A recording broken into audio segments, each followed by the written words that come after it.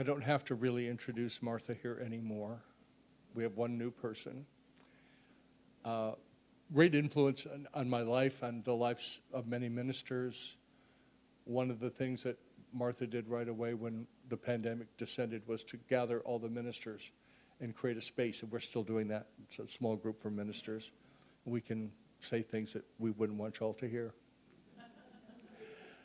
Martha's ordained a bunch of times. She's led more organizations, but what she really does is make a difference in helping people navigate the turmoil of life. Please welcome Reverend Dr. Martha Creek.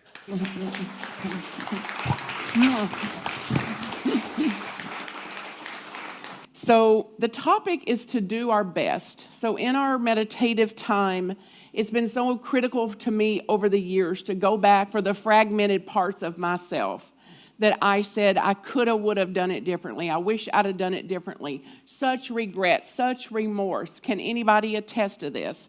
Like, what was I thinking? What was I doing? Like, where was my consciousness? What was in the seat of my consciousness that would cause me to say something like that or to do something like that? And the truth is, a wounded part of me, a hurt part of me, a fragmented part of myself was in the seat of my consciousness. But they become the drivers if we're not careful. And until they've met, and we've tried, most of us have tried to meditate them down, medicate them down, Cheeto them down, chocolate them down, shop them down, drink them down, drug them down, until we see there's not enough drugs in the world, not enough alcohol in the world, not enough Cheetos in the world, to say then, okay, what else? Then what else? To go back for them. To go back toward them, the fragmented, disowned, disintegrated parts of ourselves. To bring them home. To see them with new eyes, to see them with some understanding, to see them from our innate, inherent powers, the 12 powers that unity speaks of. That's a foundation of the teachings, to say that, okay, I've got to go back for new understanding. I've got to go back with a different view on this. And these 4 principles of these 4 agreements have been around for decades. And how many times I have spoken about them, how many times I have quoted them, how many times I've put them out as a platitude, instead of using them as spiritual practice. Because it's just more blah, blah, blah until it's actually integrated. So I think the do your best, one of these, it encompasses all the other ones. So when it comes to be impeccable with my word, that I do my best at that. That it's a goal. It's a direction to go in. It's not a tick box exercise. So will I always be impeccable with my word? Altogether? No. But it's a direction I go in. Then I'm not bound up again in guilt and shame when I can't do it. To say, I just spoke, I wasn't impeccable with my word like I prefer. Let me back up from this. Let me see what's going on here. What caused me to do that? Some curiosity about what would cause me to do what I just do. But not with hate, self-hate, and recrimination, but with a heart of compassion, a heart of connection to that part that would still rise up with its snarkiness or its hurts, that it's rising up for healing. It's rising up for reconciliation. So then when I can, I have a goal to speak with integrity, and only you know what that is. I used to get so frustrated early in my career of this that I get calls pretty regularly because some knucklehead at church has done something. And then it's like, they're out of integrity. He's out of integrity. She's out of integrity. And I said, you don't know a thing about their integrity. Their integrity is theirs. The only integrity you've got to deal with today is guess whose? Okay. No thanks. My integrity is pointing out their integrity. Thank you very much. It's like, loco. So even that. So then what is in your integrity? I don't know a thing about your integrity. Only you know what is integral to you. Only you know what you value. Only you know what you are devoted to. And your life will speak of it. So what's the old saying about we don't have to listen to what you're saying, we can just watch what you're doing. We don't have to listen to your words because we're watching. So that's how we know what you're actually about. Not what you say, but how you're living, how you're expressing.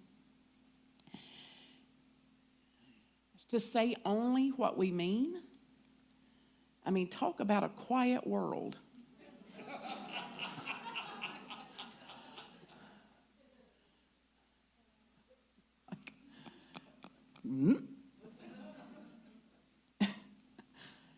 Avoid using the word to speak against yourself. See, if we just do any one of these, not all of these, just one of these, to quit speaking against ourselves. What we couldn't change, it's in the past. We cannot change what's already over, but to say that I learned that was a part of my human learning processes, not proud of it, would definitely do it differently today. And I'm not going to self-hate and recriminate myself over that, which causes me to get even more anxious, hateful, violent. Use the power of your word in the direction of truth. In the direction of truth. And guess whose truth? Just yours. Just yours. Don't take anything personally. It's like, see, if I was writing these, I'd just take that one out. Because what's the chances you're going to take something personally today? Altogether? 100%. We're going to do it. But see, the practice then is to notice that I did it. To notice, of course I took that personally. I'm hardwired, biologically hardwired for survival. So if somebody crosses me, what's the chances I'll take it personally? Large. Because I'm just one hair above an animal, and I don't mean your cats and dogs, I mean snakes and lizards, which is why you'd rather be with your pets than with people, because they're above the line. Mammals have the mammalian brain. They don't eat their young. They want to at times, though. Just like us, because that would settle it, see. But this fight or flight, this bite, or crawl under a rock, or shut down. So we're biologically wired for this. So yes, I'll take things personally. So just say it. Of course I'll take things personally. Of course. Don't take things personally. It's like, well, you go first. It looks like you just did. That finger's pointing at me. So yes, of course I'll take things personally. And I'll use it to wake up. Like, this was not personal. This is another human being hardwired for survival with God knows what in their wounds and their traumas. And if I don't insert myself in it, then I will hurt less. Like, this belongs to them. So then I can be about what I claim to be about, which is to respond differently in times like that instead of knee-jerk reactions. What others say and do is a projection of their own reality. What people say and do are a demonstration, an expression of their own mindset, of their own state of consciousness. And see, to the ability that we can keep a clear distinction between this, the less we'll take things personally. Because then it wouldn't shock us why they're coming at it the way they are, because that's their own wiring for that. This is good news. And get a sense of, if you just take one thing away from today, if it's that. Like, I will not insert myself into that because it doesn't belong to me. So I know where they begin and end, and I know where I begin and end. The basis of sobriety, the basis of sanity, the basis of letting wisdom stay in the seat of my consciousness.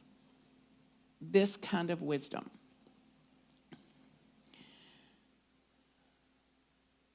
Don't make assumptions.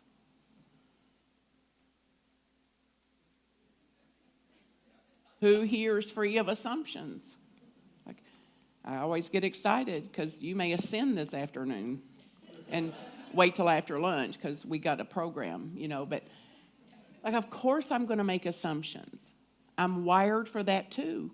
We assume they're going to do what they always did. We assume they'll do it the way they said they would do it. We assume they'll do it the way I'll do it, which is the right way to do it. And then what's the chances? 0. Over time, it'll be 0 eventually. So this is then the difference, to find the courage to ask questions, to express ourselves. Do any of you into Ted Lasso, that series of Ted Lasso? I needed a little something last night, and I went back to the highlights of that show, and it's full of teaching. It's full of these deep, profound teachings, which include, like, there's a scene in there where this man's being a unkind man, ruthless, and he was pressuring them, and Ted said, "Hey, you want to throw some darts? I hear y'all like darts over here in London, England." And the man was like about to kick his in darts, but he didn't ask, "Have you ever played darts?" He assumed he couldn't play, and then he reaches in his expensive suit and pulls out his private darts and said, "Oh, I just remembered I had these with me." And Ted Lasso said, because he had stood there and throwed a few darts, but my friends that throw darts say it's not throwing, you shoot darts. So whatever. Threw darts and, got on the board, but nothing substantial. And then Ted Lasso said, "Oh, I forgot I'm left-handed." And he won. And he said, Walt Whitman said, "Wise people stay curious." Wise people stay curious. And see, you had no curiosity about you, because if you had curiosity about you, you would have said, "Hey, have you ever thrown any darts?" You would have known what you're saying yes to before you went into the bet. But because you had no curiosity, you just got nailed. So the power of curiosity, not to make assumptions, but to stay in the facilitator mindset, a growth mindset, which, by the way, according to the psychologist, there's only 20% of us that have a growth mindset. That's why this church is not running over with people. It's why these seats are not full yet, because there's not 8 services here, because 80% of the population, according to the psychologist, have a fixed mindset. Have you noticed? So how are we going to relate to fixed mindset? So then our open mindset is ours to care for. Ours to care for, to say, it's up to me to live out my own spiritual practices, for me to live out my own agreements to myself and not to try to go teach somebody that's closed-minded with a closed mindset anything about the 4 agreements. And you'll notice this in your conversations. Like, hey, do you want us to hear about the 4 agreements? No.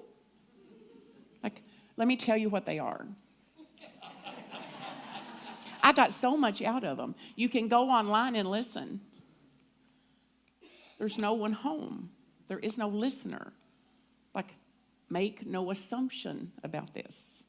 Make an assumption that is more literal, that's more actual. Like, I've known them 30 years, and I've not seen one indicator in them that they have an open mindset. Like, oh, wake up. Then you can just talk about what's for lunch, things like that. And don't expect them to be pleased about that either, because there'll be something in there that don't suit them. They'll miss the part that people were driving up here, bringing in pots and pans, so much stuff they couldn't carry it. They had it in wheelies. They had to bring it in. They had cooked so much for this feeding. No telling how long it took to prepare it, the shopping, the money, the cooking. See, there's no awareness of that. Just like, this is too spicy. Okay. Bye, Felicia. I'm going to sit over here. Instead of like, hey, did you hear what Martha said in the service about people poured their heart and soul into making a meal for me that I didn't have to make for me? Huh? Like, oh yeah, thank you. Make no assumptions. Always do your best in all of these agreements to be impeccable with my word, to know that I'll take things personally and I'll wake up a little quicker now. And that's my practice. That's what I go toward. To be mindful about what I'm saying, to hear my own words. And oh, the allure for the old way. Impeccable with my word, not to take things personally, and when I do, to see what caused me to do that, to use it for my own enlightenment, my own awakening. To not make assumptions and to always do our best. And to see, like we did in the meditation, that we don't know what our best actually is yet.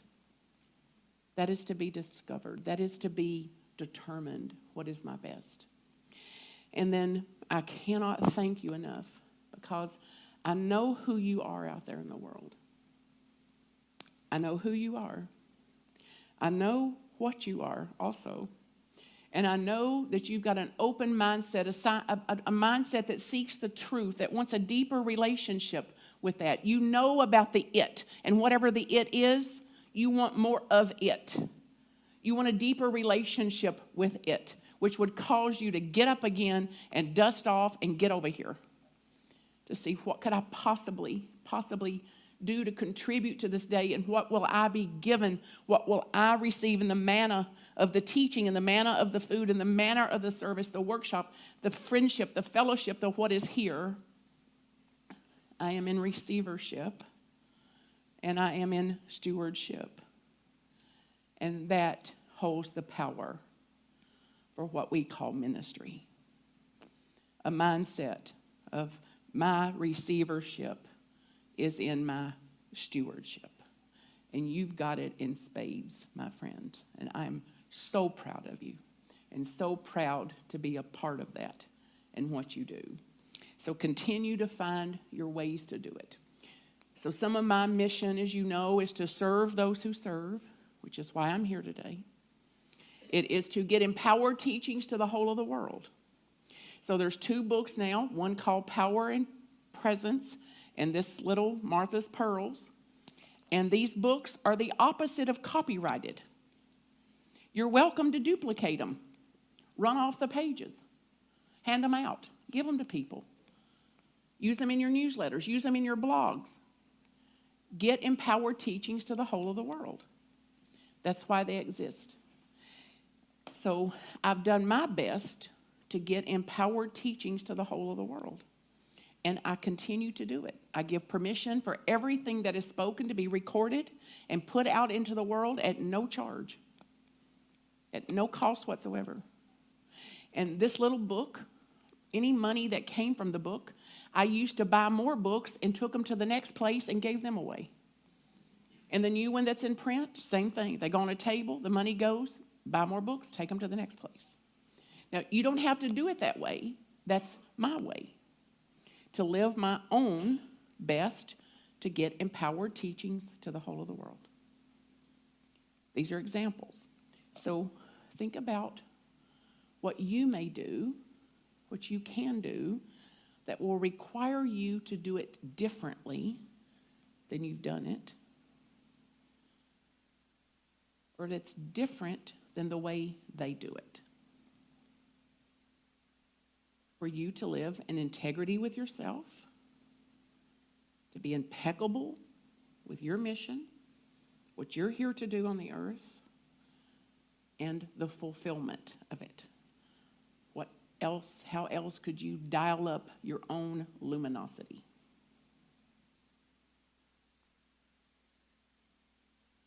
Just a bit. Like in this way, over here, I could do this. Over here in this relationship, I could do that. Over here in this project, the tipping point.